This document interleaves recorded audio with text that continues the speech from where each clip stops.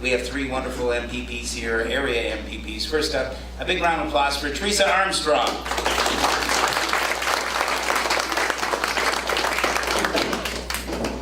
Okay, and remember guys, you got less than 10 minutes, so no foaming at the mouth up here, okay? Nice to see you. I'm going to keep my remarks brief. First, I just want to, of course, thank you for having me here tonight, and I'm glad I could make it to participate and listen. I always appreciate when I have the opportunity to listen to anyone and all concerns related to our healthcare system. But I am particularly happy that the London District Academy of Medicine has chosen to focus on the mental health care system. This is an issue that's very important to me. Every day in my personal and professional life, I see people suffering from their battles with their own mental health or the mental health of loved ones. In 2015, I introduced a Bill 95. I moved that the Select Committee on Mental Health and Addictions be appointed to consider and report to the House its observations and recommendations with respect to comprehensive Ontario mental health and addiction strategy.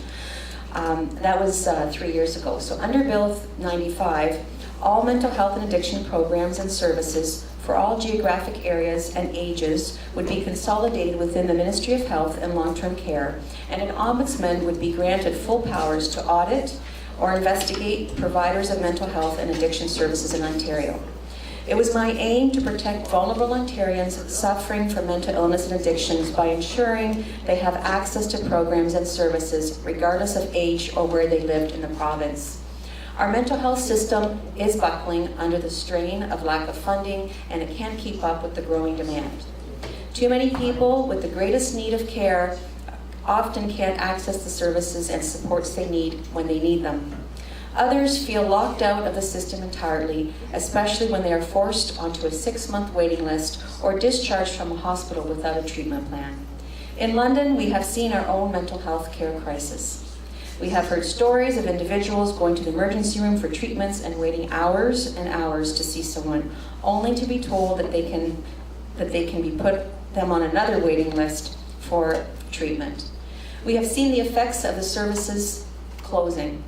And then we have seen that even when new services open, they are immediately overrun with demand, like the Family Service Thames Valley Walk-in Clinic, the Crisis Center on Huron, or the Western Child and Youth Development Clinic.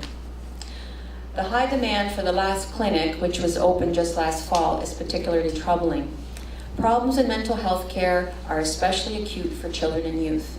And I want to point out that currently the mental health and addiction services are spread over more than 12 ministries, and there is no coherent system for delivery of all mental health and addiction services in the province. Community care is delivered by 440 children mental health agencies and 330 community mental health agencies, 150 substance abuse treatment agencies, and approximately 50 problem gaming centers. 70% of mental health problems have the onset during childhood or adolescence, and we know that early treatment of mental health disorders avoids greater problems in later life. Since 2006 and 2007, there have been 63% more emergency department visits and 67% increase in hospitalizations for children and youth seeking treatment for mental health and addictions in Ontario. So what can we do?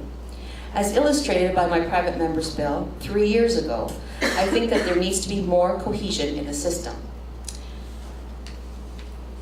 My colleague from Hamilton Mountain, Monique Taylor, also introduced legislation regarding the allocation of resources for the estimated 12,000 children and youth who are currently on wait lists for mental health services in Ontario.